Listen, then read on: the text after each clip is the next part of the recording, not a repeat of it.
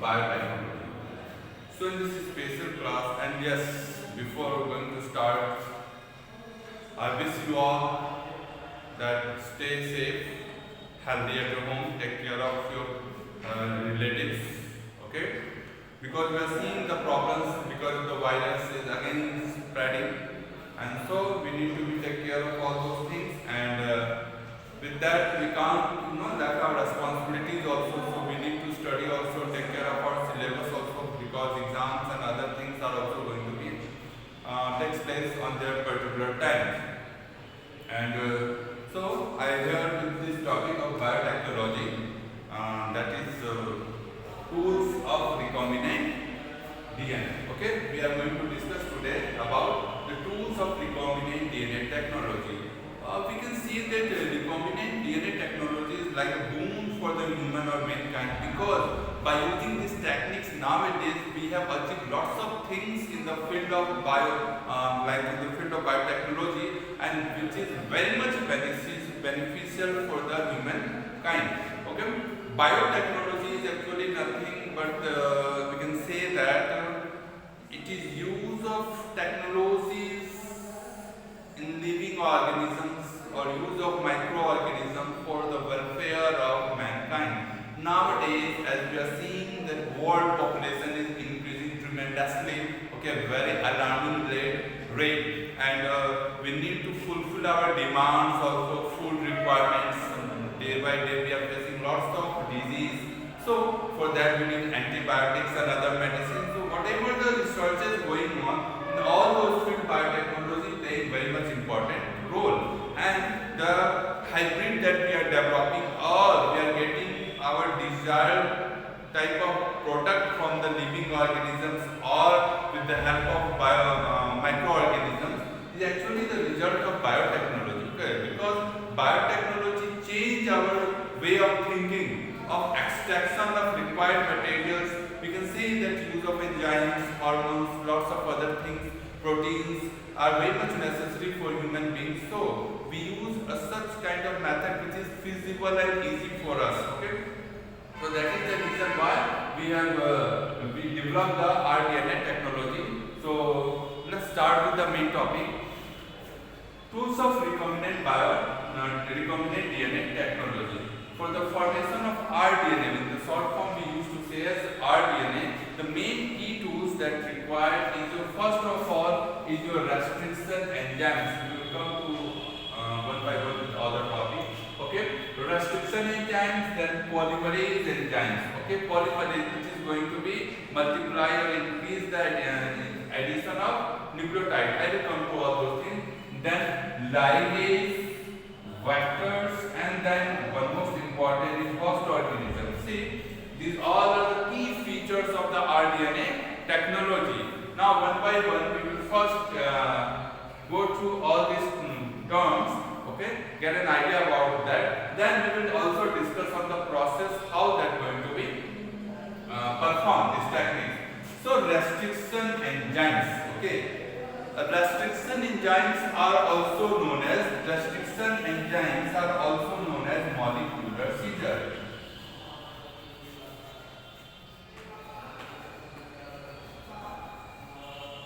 Okay, they are also known as molecular seizure. So what is the use of seizure? To cut something, right? So in the same way, molecular seizures are the seizures which use for the cutting of the molecules, or we can say strand of like genetic materials. Yes, the genetic material, the DNA, that can be cut at a particular point or specific site with the help of this molecular seizures. Now we will talk to more details about the restriction enzymes. Restriction enzymes come under the class of enzyme that is known as nuclease. Come under the class nuclease. Okay, restriction enzyme come under the class nuclease, and they are divided into two types. Okay, they are divided into two types. First of all is your endonuclease,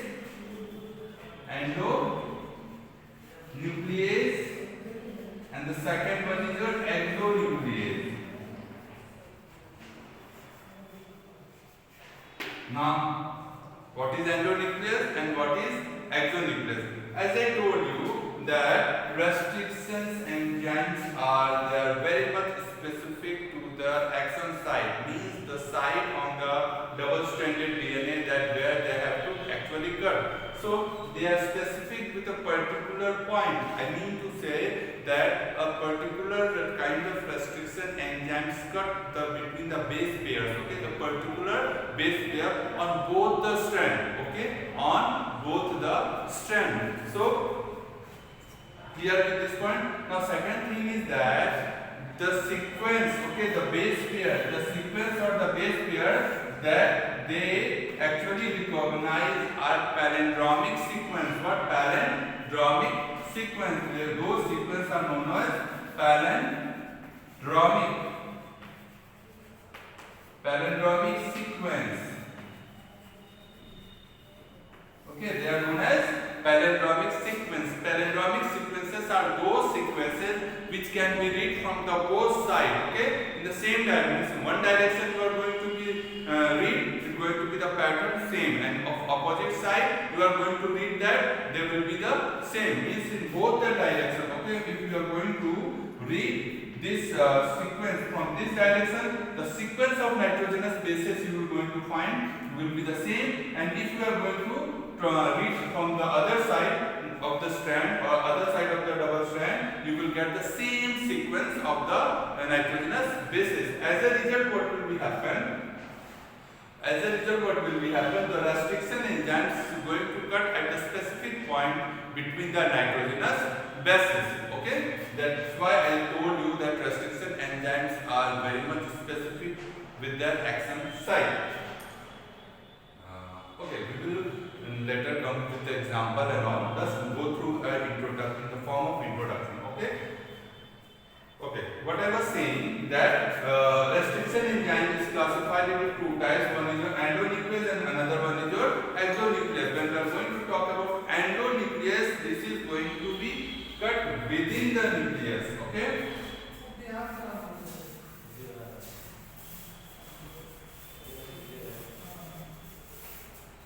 What I was saying, endonuclease is going to cut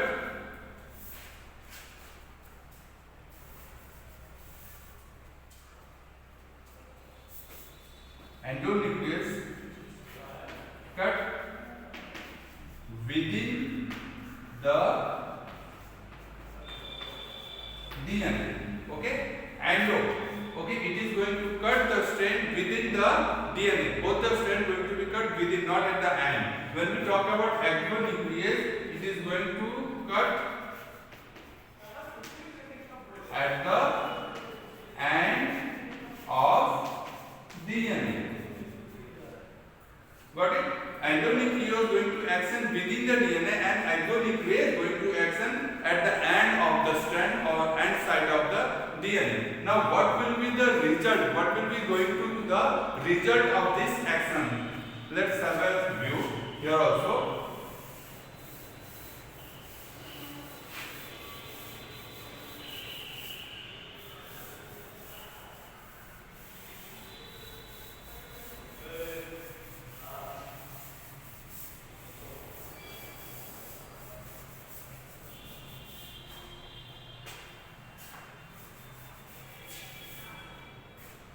When a strand is treated with endonuclease, okay, listen very carefully. When a double strand is treated with the endonuclease, the type of strand found, okay, after the action of endonuclease is known as sticky end. S-T-I-C-K-Y, sticky end, okay. And when the double strand is going to be treated with the exonuclease, the type of strand is going to God is known as blunt end.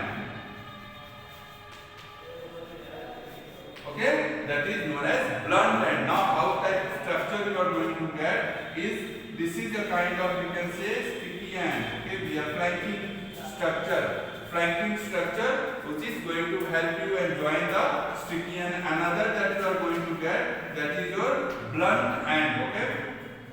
So when you are going to treat with the exonuclease, the end that you are going to get at the double strand is known as blunt end, and when you are going to act on the with the help of endonuclease, the structure that you got is known as sticky end. Now the next thing. So okay, this is done with the restriction enzymes. Okay, few more things. Let's have listen. Restriction enzymes. First, during 1963, they have isolated from E. coli. Okay, and nowadays more than 900 types of restriction enzymes are available. Okay, and they can be obtained more than 230 types of strain. Okay, of microbes or bacteria. More than 230 types of strain. We got more than 900 types of the endonuclease, or you can say restriction enzymes, and they are specific to the action site. I mean to say, when I am saying that specific with the restriction site, it means they cut at a specific point or between the specific nitrogenous bases with a particular number of palindromic sequence, particular number of nitrogenous bases, which is going to form a palindromic sequence, and the restriction enzyme is going to act on specific nitrogenous base on both the end of that sequence of that nitrogenous base pairs. Got it? Next we are going to discuss what next. Okay, after restriction enzyme in the with the point of RDA. All the teachers will have got 58. We got sticky and blunt end, depending upon the treatment of type of restriction. Now what will happen? Keep sharing this screenshot of your live Zoom lecture to the group. Next thing that is actually going to talk about polymerase enzymes. Okay, polymerase. When we study about replication, it actually addition of the nucleotide with the DNA or with the genetic materials. Okay, so in the recombinant DNA technology, we are performing in vitro conditions. So in that condition, we need to add the nucleotide. Okay, nucleotide with the growing or developing strand that we are actually developing inside the lab. Okay, so polymerase enzyme, actually in case of polymerase 1, 2, 3, there are different types of polymerases, and for the artificial condition that we obtain is from the Thermus aquaticus. Okay, Thermus aquaticus is a type of bacteria which we can obtain. They have its name help you to identify the Thermus aquaticus, means they are heat resistant, because when we study the process of the replication, there is breaking of the double strand, I mean to say breaking of the hydrogen bond between them, that increase temperature, again the reformation.